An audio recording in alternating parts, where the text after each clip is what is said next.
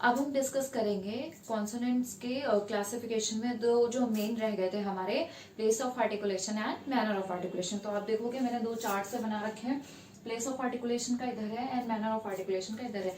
तो हमने previously discuss किया था कि कॉन्सोनेंट्स को चार तरीके से बांटा जाता है, place, manner, voicing and aspiration.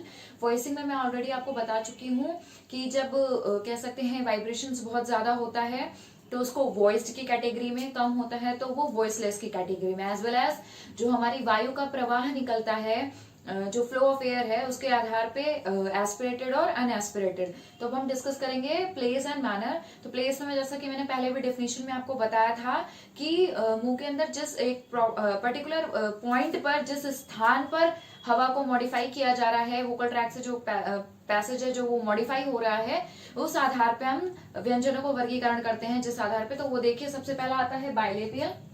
नाम से पता चल रहा है बाइलेबियल, दोनों होठों का। तो जिन ध्वनियों के उच्चारण में दोनों होठ आपस में टकराते हैं और वायु का प्रवाह निकलता है और ध्वनि उत्पन्न होती है, जैसे कि प, फ, ब, भ, म। ठीक है।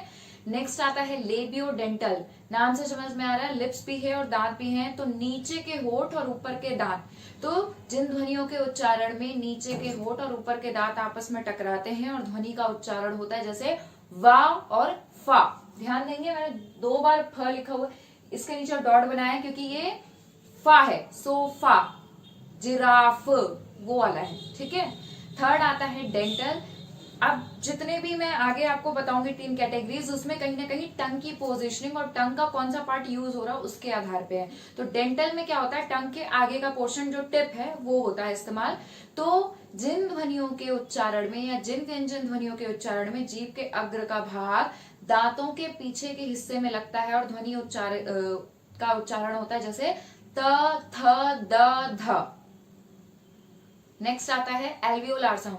अगर आपको याद हो जब मैंने आपका पूरा मुंह का डायग्राम था, वो ध्यान में रखना बहुत जरूरी है। जो मैंने आपको पूरा ओरल कैविटी का डायग्राम बताया था, तो उसमें आप देखोगे एल्वियोलार रिज एक जगह है जो कि टेंटल से थोड़ा आप आगे बढ़ोगे तो वहां पर होती है। तो जिन ध्वनियों के उच्चारण में जीभ के अग्र भाग, जीभ का आगे का हिस्सा एल्वियोलार रिज को टच करता है, स्पर्श करता है और ध्वनि उच्चारित होती है, जैसे ट, ठ, ड, ढ, न।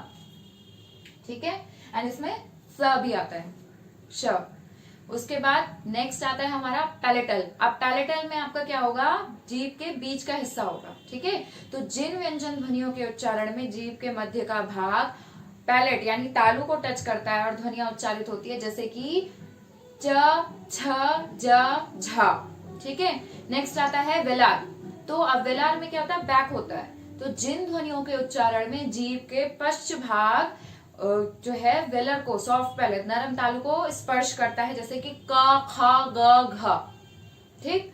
नेक्स्ट आता है ग्लॉटल। ग्लॉटल है, इसमें क्या होता है, हवा कहीं भी रुकती नहीं है, सीधे बोलते हैं। कुछ परिभाषा में कहा जाता है कि वोकल कॉर्ड्स पे ही हवा रुक रही है, उसमें हवा कहीं भी रुक नहीं रही है, हा सीधे बाहर निकल रही है, हा हा, मुंह में कहीं भी वो रुक नहीं रही है। तो मैंने आपको डिफाइन कर दिया, bilabial, लेबियोडेंटल, dental, एल्वियोलार, palatal, velar and ग्लॉटल। तो एक बार फिर से रिवाइज करेंगे।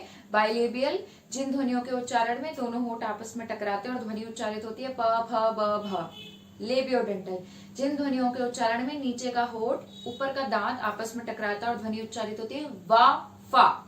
नेक्स्ट आता है डेंटल, जिन ध्वनियों के उच्चारण में जीभ के आगे का हिस्सा दांत के पीछे के भाग में लग के ध्वनियों का उच्चारित करता है, त, थ, द, ध।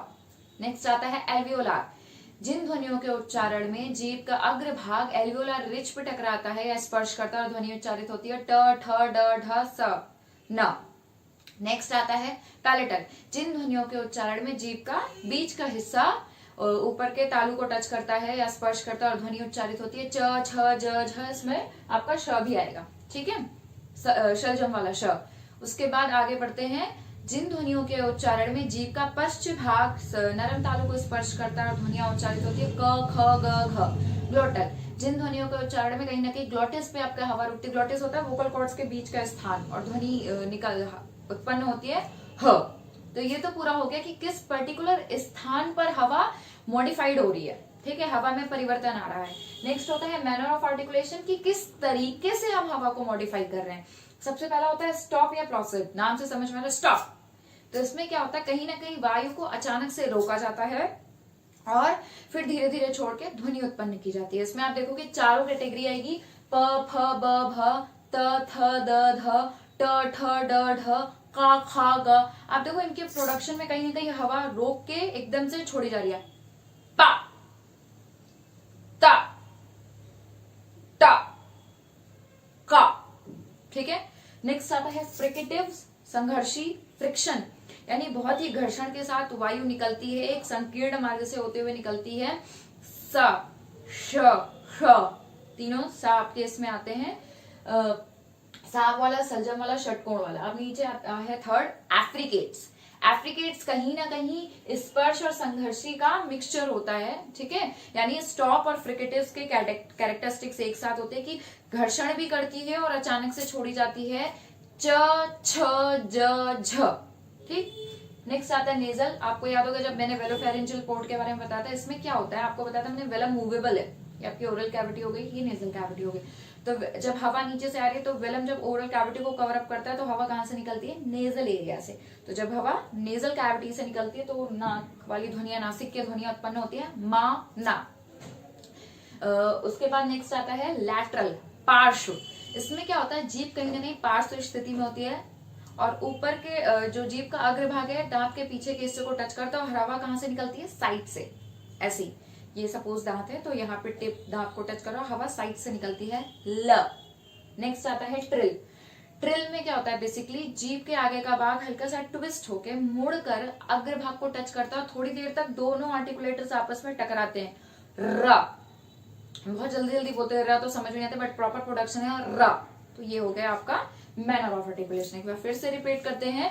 पहला होता है स्टॉप एंड प्लॉसिव, जिसमें हवा रोक के एकदम से छोड़ी जाती है, प फ ब भ त थ द ध ट ठ ड ढ क ख ग घ।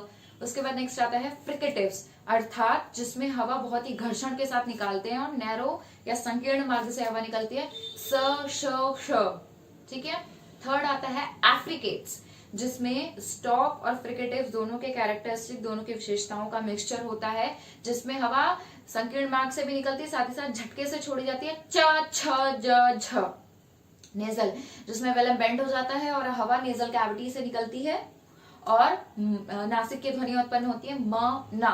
लैटरल, पार्श्व, जिसमें जीभ पार्श्व स्थिति में रहती है, आगे का हिस्सा दांतों को छूता है और हवा साइड से निकलती है, ल। ट्रिल, जिसमें जीभ का अग्रभाग थोड़ा सा मुड़ता है, दांतों के भागों को या एल्वेओलार रिज को स्पर्श करता है, र। एल्वेओलार रिज को हल्का सा टच करता है, दोनों थोड़ी देर तक काफी टच होते हैं और कह सकते हो कंपन के साथ, अत्यधिक कंपन के साथ ध्वनि उत्पन्न होती है, रा। तो आपका क्लासिफिकेशन ऑफ कॉन्सोनेंट्स यहाँ पे खत्म होता है, जिसमें हमने voicing, aspiration, place of articulation and manner of articulation